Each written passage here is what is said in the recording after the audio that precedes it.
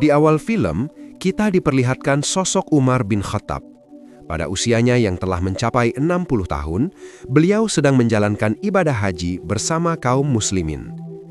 Ketika sedang bertawaf, beliau memanjatkan doa, "Ya Allah, berikanlah aku harta di dunia ini tidak terlalu banyak dan tidak terlalu sedikit, sehingga aku tidak melampaui batas dan tidak melupakan tanggung jawabku. Ya Allah, panggillah aku ketika aku telah menyelesaikan semua tanggung jawabku tanpa meninggalkan satu pun."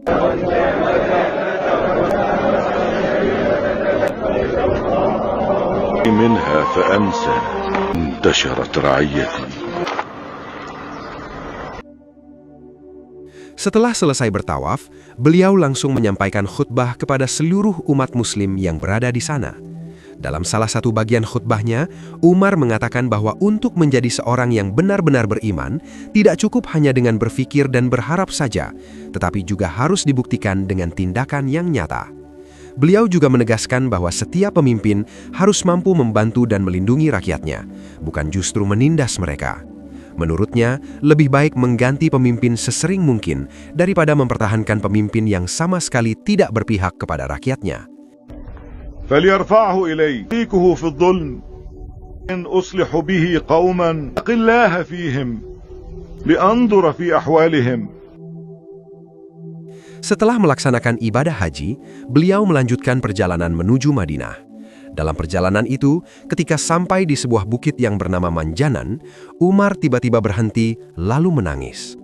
Salah satu pengawalnya kemudian bertanya, "Mengapa engkau menangis, wahai Amirul Mukminin?" Umar kemudian mulai menceritakan kisah hidupnya.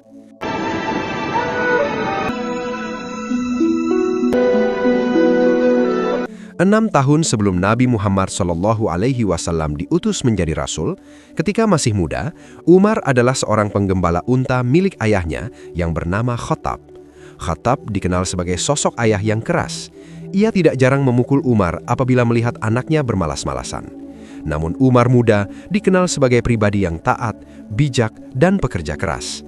Hal itu terlihat dari kebiasaannya setiap hari membawa kayu bakar untuk bibinya. Sebagai bentuk terima kasih, bibinya sering memberinya kurma dan kismis karena telah membantu pekerjaannya.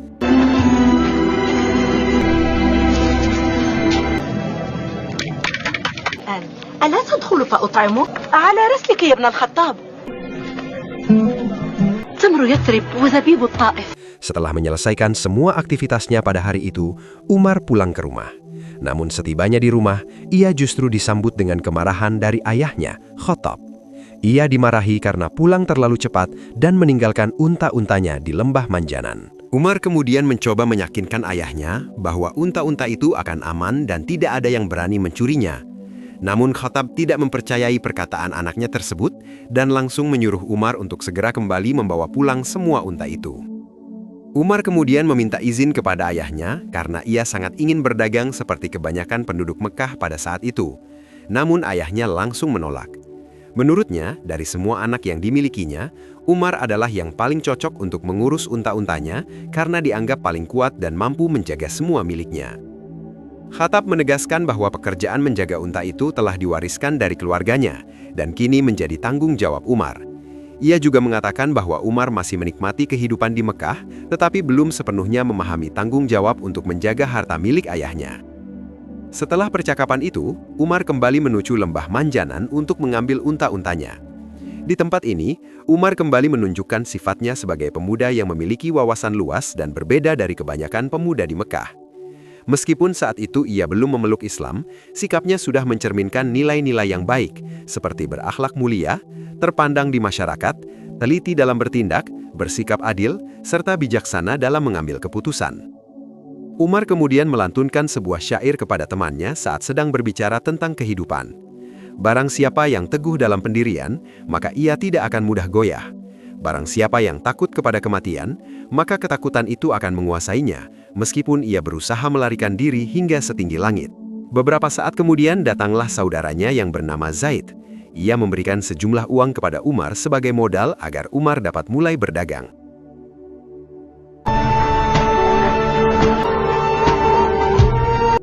Singkat cerita, 2 tahun sebelum Nabi Muhammad SAW diutus menjadi Rasul, Umar bin Khattab pergi ke Damaskus untuk berdagang bersama rombongan kafilah Quraisy lainnya.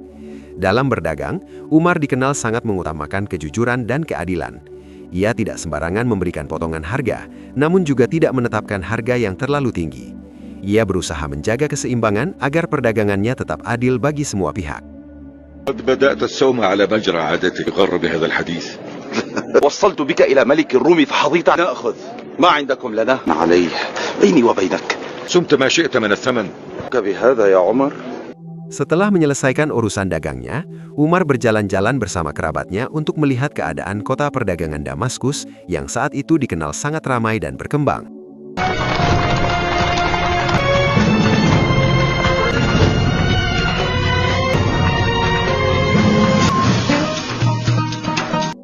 Kemudian adegan berpindah kepada seorang bernama Safwan bin Umayyah. Ia sering menunjukkan sikap dermawan, tetapi juga disertai sifat sombong ketika berhadapan dengan para wanita cantik. Bahkan ia rela menjual barang dagangan milik ayahnya dengan harga murah, asalkan dapat menarik perhatian dan mendapatkan simpati dari para wanita tersebut. Tidak lama kemudian, terlihat 2 orang yang sedang berselisih karena adanya kecurangan dalam perdagangan. Di hadapan Harb, ayah dari Abu Sufyan, mereka saling membela diri dan menyampaikan alasan masing-masing. Untuk menyelesaikan masalah tersebut, Harb kemudian memberikan sejumlah uang sebagai ganti rugi kepada kedua orang itu. Ia tidak ingin kaum yang memimpin di Mekah disalahkan karena dianggap tidak mampu mendamaikan masyarakatnya sendiri. قريظة ما عجز غريمه عن أدائه. لعن الله أكذبنا. أتلعن.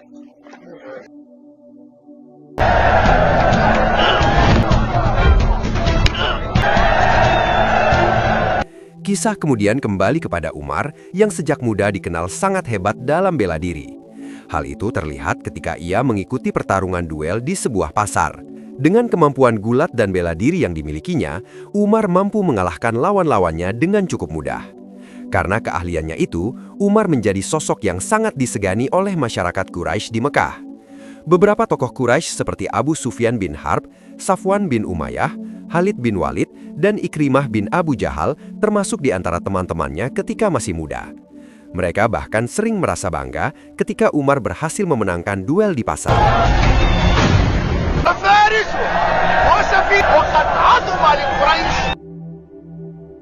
Bismillahirrahmanirrahim. Kemudian tibalah saat ketika Allah Subhanahu wa Ta'ala mengutus seorang rasul dari kalangan penduduk Mekah, yaitu Nabi Muhammad SAW. Wahyu pertama yang diturunkan kepada Nabi Muhammad SAW adalah surah Al-Alaq.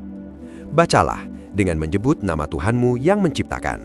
Dia telah menciptakan manusia dari segumpal darah. Bacalah, dan Tuhanmu lah yang maha mulia, yang mengajarkan manusia dengan pena. Dia mengajarkan manusia apa yang tidak diketahuinya.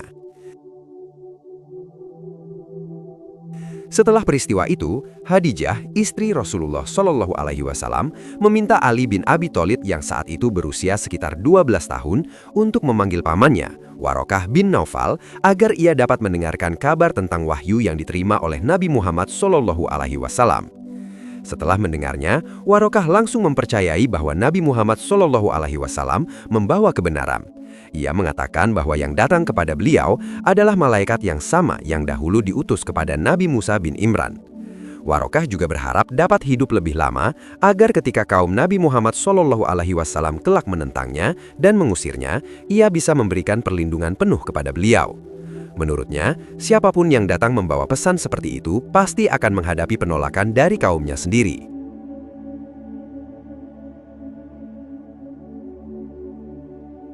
Pada bagian berikutnya, diperlihatkan sosok Abu Bakar Asy-Syiddiq radhiyallahu anhu, salah satu sahabat Nabi Muhammad SAW yang telah memeluk Islam. Suatu ketika, ia bertemu dengan Abu Jahal yang menanyakan mengapa Abu Bakar sudah tidak pernah lagi berkumpul bersama mereka dari Bani Makhzum.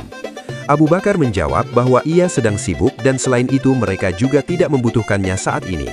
Mendengar jawaban tersebut, Abu Jahal mulai merasa curiga terhadap Abu Bakar dan menduga ada sesuatu yang sedang dirahasiakannya.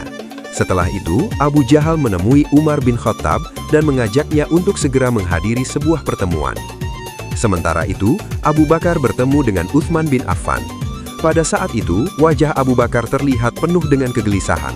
Utsman kemudian menawarkan diri untuk mendengarkan apa yang sedang dirasakan oleh sahabatnya tersebut. Abu Bakar lalu menceritakan tentang risalah dan ajaran yang dibawa oleh Nabi Muhammad SAW kepada Utsman bin Affan. Ia juga memintanya untuk merahasiakan hal tersebut, karena jika kaum Quraisy mengetahuinya, dikhawatirkan akan terjadi kekacauan di Mekah.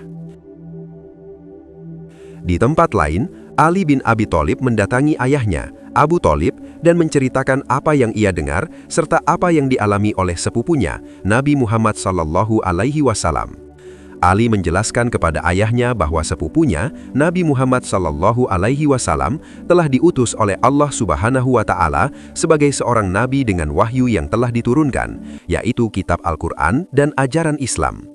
Mendengar hal tersebut, Abu Thalib meminta Ali untuk menceritakan semua yang ia ketahui secara rinci. Cerita kemudian berpindah kepada seorang pemuda bernama Ammar bin Yasir. Ia telah memeluk Islam dan meyakini kenabian Nabi Muhammad SAW. Namun kedua orang tuanya, Yasir dan Sumayyah, masih berpegang pada keyakinan Bani Makhzum yang selama ini telah memberikan perlindungan kepada mereka.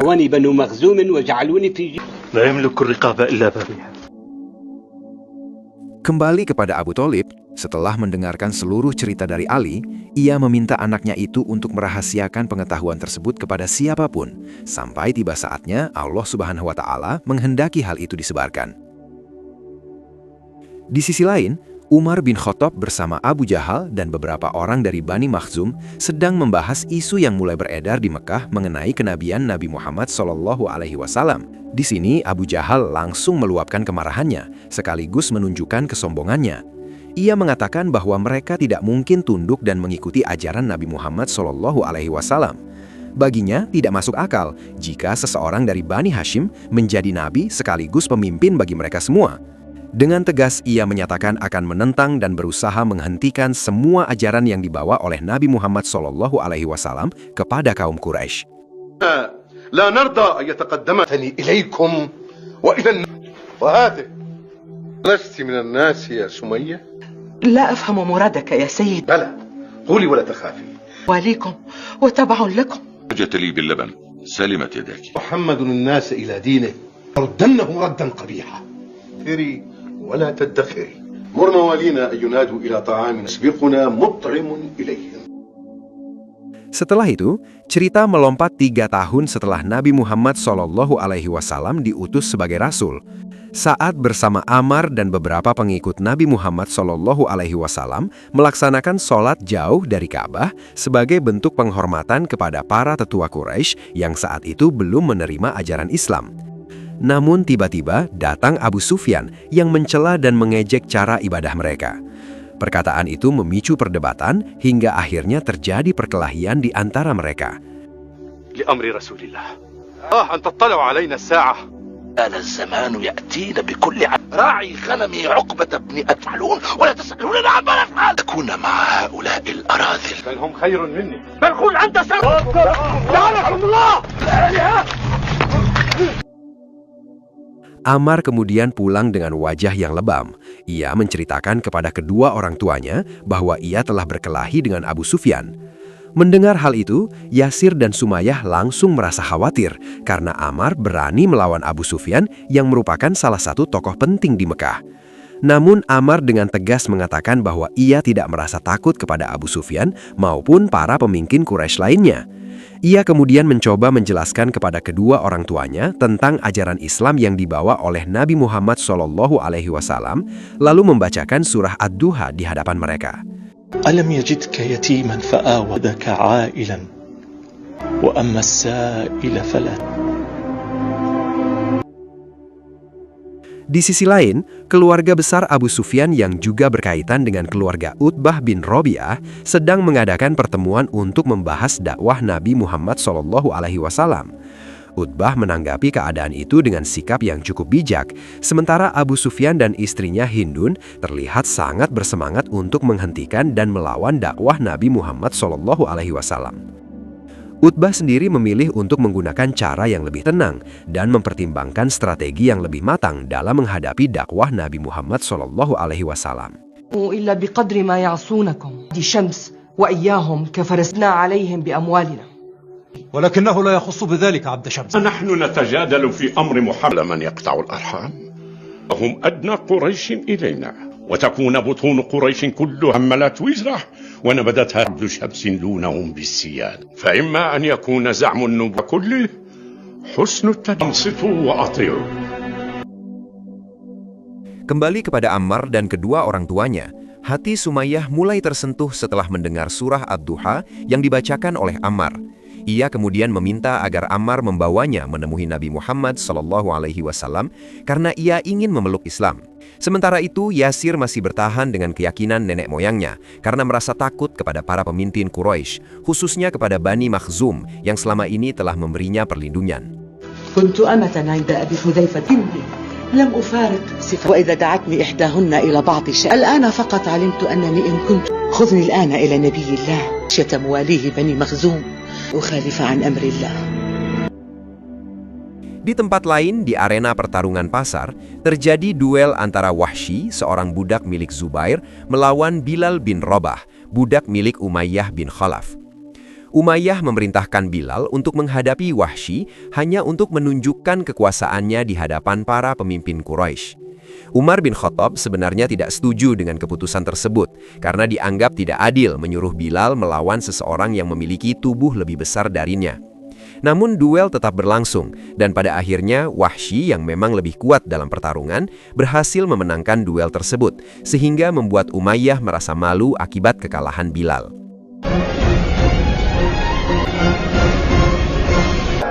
لا سلت يمينك لا أدري لما أنفق هيا هيا. Singkatnya, Allah Subhanahu wa Ta'ala kemudian menurunkan perintah agar Nabi Muhammad SAW memberikan peringatan kepada orang-orang terdekatnya yang beriman, sebagaimana disebutkan dalam surah Asy-Syu'ara ayat 214-215. Abu Thalib yang didampingi oleh Hamzah dan Abbas kemudian mengumpulkan seluruh anggota Bani Hashim untuk meminta dukungan mereka terhadap dakwah yang dibawa oleh Nabi Muhammad SAW. Abu Thalib merupakan tetua sekaligus pemimpin yang sangat dihormati oleh Bani Hashim setelah wafatnya ayahnya, Abdul Muttalib. Tidak lama kemudian datanglah Abu Lahab yang juga merupakan saudara Abu Thalib. Ia mencoba memprovokasi anggota Bani Hashim agar tidak mendukung ajaran Nabi Muhammad SAW. Namun usahanya tidak berhasil karena sebagian besar dari Bani Hashim lebih mempercayai Abu Thalib dibandingkan dirinya. Ya wallahi istawa ya Bani Hashim kum bihi Muhammad wa alihatakum wa habasahu banu abi. كلنا على رأي.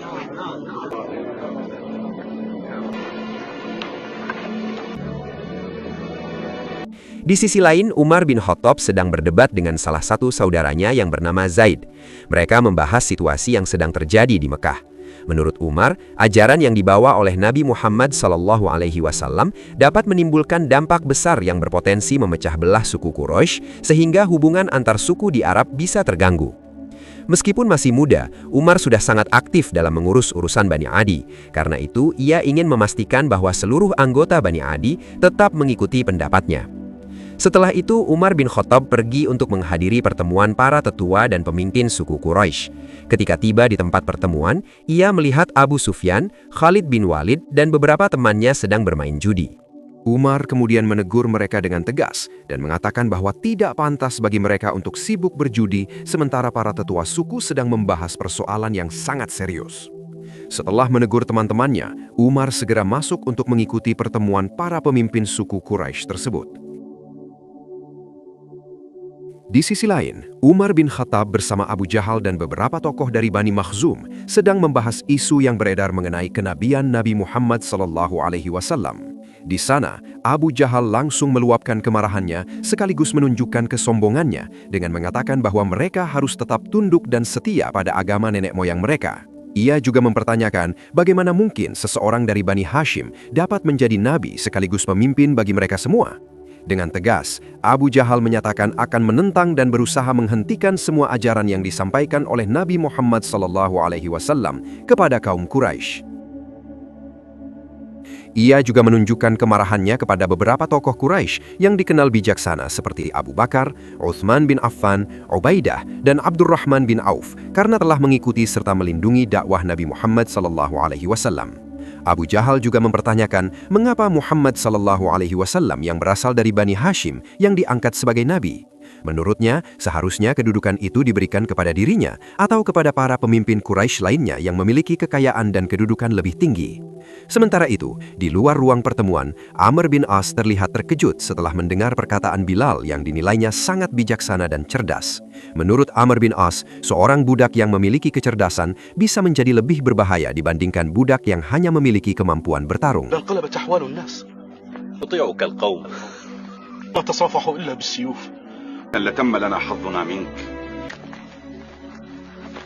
Kembali ke dalam pertemuan, Walid dari Bani Makhzum menyarankan agar Abu Jahal tidak terburu-buru dan menunggu waktu yang tepat sebelum bertindak terhadap Nabi Muhammad SAW.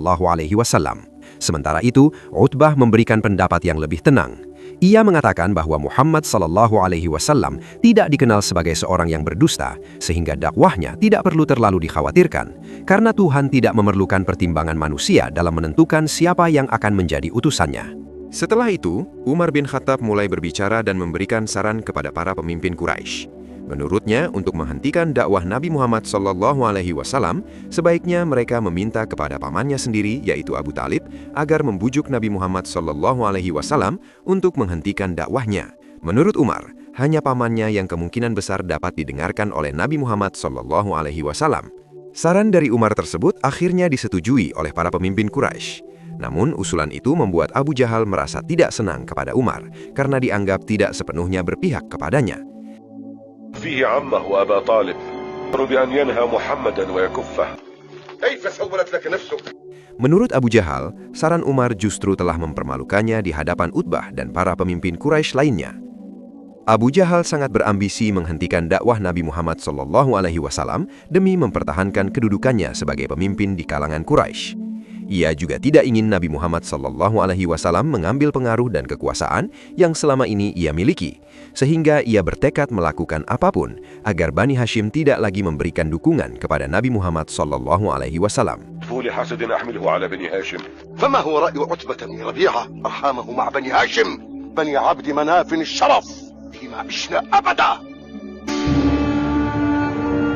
Sementara itu, Abu Sufyan mempertanyakan pendapat Utbah, yang juga merupakan mertuanya, mengenai sikapnya dalam pertemuan tadi yang tampak berbeda dengan Abu Jahal.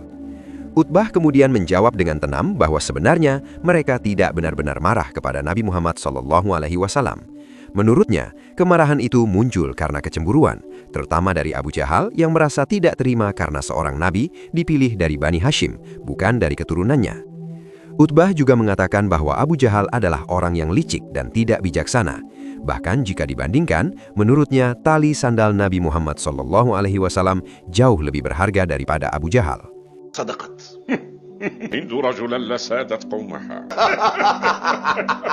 Sementara itu, Abu Lahab dan istrinya semakin merasa kesal terhadap dakwah Nabi Muhammad SAW, terutama Abu Lahab yang masih merasa malu karena dalam pertemuan Bani Hashim sebelumnya, para anggota kabilah lebih memilih mendengarkan Abu Talib daripada dirinya.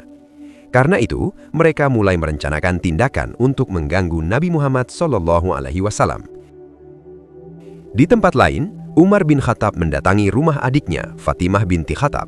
Di sana ia bertemu dengan iparnya, Sa'id bin Zaid, serta saudaranya, Zaid bin Khattab. Umar kemudian menceritakan hasil pertemuan para pemimpin Quraisy bahwa dakwah Nabi Muhammad SAW telah membuat Abu Jahal marah dan berniat menentangnya. Dalam percakapan itu, Zaid mengatakan bahwa ia tidak menyukai Abu Jahal, meskipun orang tersebut masih memiliki hubungan keluarga dengannya. Ia tidak ingin mengikuti Abu Jahal dan lebih memilih mengikuti Umar, yang dianggap lebih bijaksana dalam mengambil keputusan. Namun, ia juga menyadari bahwa Umar adalah saudaranya sendiri, karena mereka memiliki ayah dan ibu yang sama.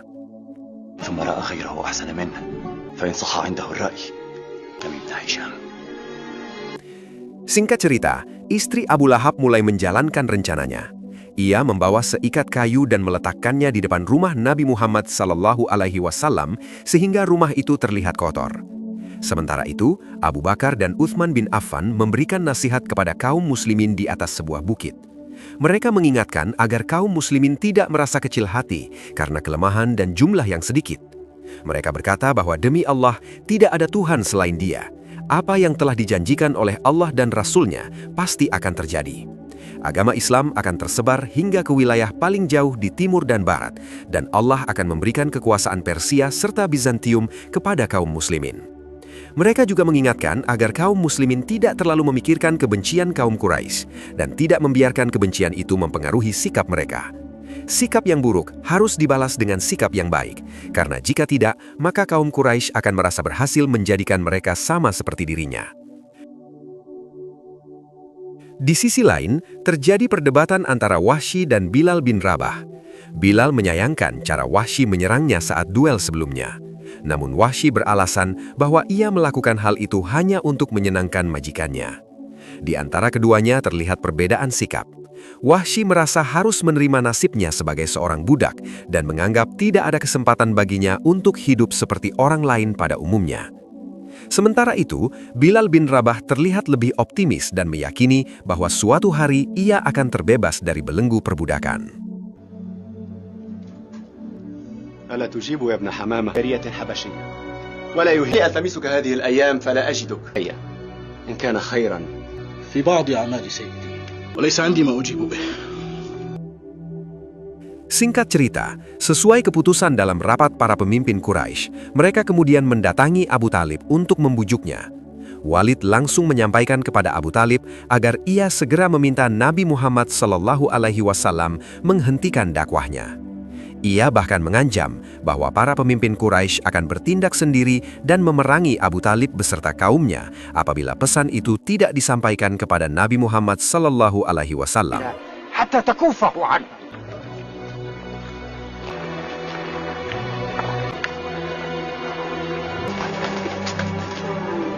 Sementara itu, meskipun Umar berada di pihak Quraisy, ia tidak setuju dan sangat menyayangkan sikap para pemimpin Quraisy yang dianggap tidak pantas terhadap Abu Talib. Umar juga merasa kecewa karena mereka berani mengancam akan memerangi Bani Hashim jika tidak mengikuti keinginan mereka. Padahal, kaum Quraisy selama ini dikenal sangat menjunjung tinggi kehormatan dan persaudaraan. وفرق جمعنا وقد صدقوا لي بينهم وبين ابن أخيه فلهم أخذوا من محمد كالف المروءة التي ما زالوا يتغنى من ظن أنه لا يكسب الحرب والله ما صارت إليه هذه القرية تجل البصر والبصيرة. Kemudian, adegan berpindah kepada Utbah dan Al-Walid yang mengunjungi rumah putra Utbah, yaitu Huzaifah. Utbah terkejut ketika melihat anaknya sedang makan bersama seorang budak bernama Salim. Melihat hal itu, Utbah langsung marah kepada Huzaifah. Ia mempertanyakan apa yang akan dikatakan seluruh Quraisy jika mengetahui bahwa anak dari Utbah, pemimpin Bani Absyams, makan bersama budaknya sendiri. Huzaifah kemudian menjawab bahwa ayahnya tidak perlu mempersoalkan hal tersebut. Ia juga mulai berbicara tentang kematian dan hari pembalasan, hingga akhirnya Utbah menyadari bahwa Huzaifah telah menjadi pengikut Nabi Muhammad SAW. جلست إلى محمد وحفظ لم أكن معكم حين جمع الناس أجلس على فراش جلس. Di sisi lain, Abu Lahab mulai menjalankan tindakannya dengan membuang kotoran di depan rumah Nabi Muhammad SAW. Namun pada saat itu, Abu Thalib, Hamzah, dan Abbas memergokinya. Abu Lahab langsung meluapkan kemarahannya dan mengatakan bahwa Nabi Muhammad SAW telah menghina dirinya dan istrinya, serta mengancam mereka dengan azab neraka. Ia juga menyalahkan ketiga saudaranya itu karena telah memberikan dukungan kepada Nabi Muhammad. Abu Thalib kemudian menjawab bahwa seandainya ayah mereka, Abdul Muthalib, masih hidup, ia pasti akan merasa sangat sedih melihat perilaku Abu Lahab seperti itu. Setelah itu, Abu Thalib membacakan surah Al-Lahab yang berisi peringatan terhadap Abu Lahab. Binasalah kedua tangan Abu Lahab, dan benar-benar binasa dia. Tidaklah berguna baginya harta dan apa yang telah ia usahakan. Kelak ia akan masuk ke dalam api yang bergejolak. Begitu pula istrinya, pembawa kayu bakar, penyebar fitnah. Di lehernya terdapat tali dari sabut yang dipintal. كان آخرة ونار إلا أنه أحمق لأبطل دعوة محمد قد قضى عليه بالنار. والله نعم، بذلك يبطل الآية ويكذب معنا. هذا ما نستطيع الآن يا محمد، نراجعه فيه. Setelah itu, mereka bertiga menemui Nabi Muhammad SAW untuk menyampaikan pesan dari para pemimpin Quraisy. Abu Thalib kemudian menegaskan bahwa ia akan memberikan perlindungan terhadap dakwah Nabi Muhammad SAW. Ia juga meminta agar Nabi Muhammad SAW tidak merasa khawatir terhadap ancaman para pemimpin Quraisy dan tetap melanjutkan dakwahnya.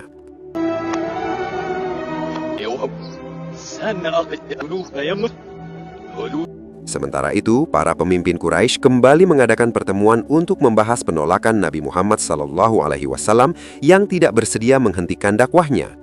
Abu Lahab mengatakan bahwa Abu Thalib telah gagal dan menolak menyerahkan Nabi Muhammad kepada kaum Quraisy. Karena itu, ia berencana menyerang Nabi Muhammad beserta Bani Hashim. Namun Umar bin Khattab segera menyangkal usulan tersebut. Menurutnya, tindakan itu justru akan menimbulkan perpecahan di antara bangsa Arab dan menjadi aib bagi kaum Quraisy. Ia menjelaskan bahwa seluruh bangsa Arab pasti akan mengecam perbuatan mereka terhadap Nabi Muhammad SAW dan Bani Hashim. Bagaimanapun juga, kakek Nabi Muhammad SAW yaitu Abdul Muthalib adalah pemimpin besar Quraisy yang sangat dihormati. Umar kemudian menyarankan agar mereka tidak terburu-buru menyerang Nabi Muhammad SAW dan Bani Hashim, karena tindakan tersebut justru dapat membuat banyak orang berbondong-bondong mengikuti Nabi Muhammad SAW setelah melihat kekerasan yang dilakukan oleh kaum Quraisy. Utbah pun menyetujui pendapat Umar yang dianggap lebih bijaksana. Ia kemudian mengajak para pemimpin Quraisy untuk kembali mencoba berbicara dengan Nabi Muhammad SAW.